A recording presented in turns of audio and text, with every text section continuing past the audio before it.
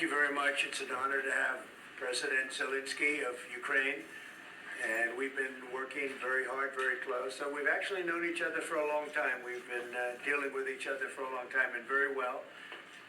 We had a little negotiation spat, but that worked out great. I think for both countries, I think for the world, actually, beyond both countries.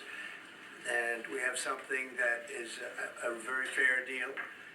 And we look forward to getting in and digging and working and getting some of the rare earth. But it means we're going to be inside, and it's a big commitment from the United States, and we appreciate working with you very much.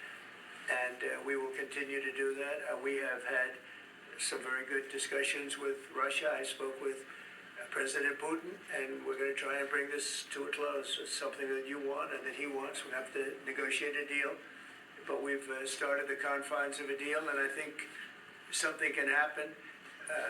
The big thing is the number of soldiers, mostly at this point, but soldiers being killed. You're losing thousands of soldiers on both sides. We're losing a lot of soldiers, and we want to see it stop, and we want to see the money get put to different kinds of use, like rebuilding.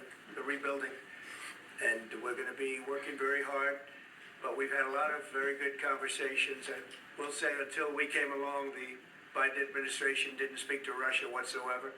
They didn't speak to anybody. They just allowed this to continue.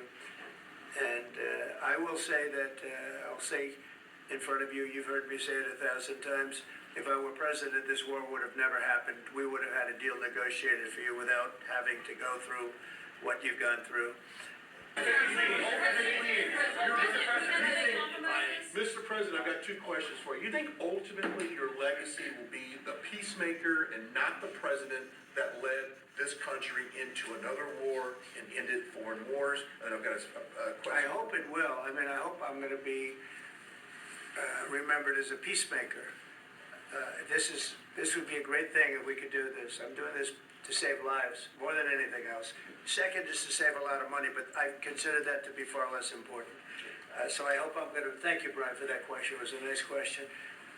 I hope I'll be known and recognized as a peacemaker. This would be a great thing to solve. This is a very dangerous situation. You know, this could lead to a third world war. This was headed in the wrong direction.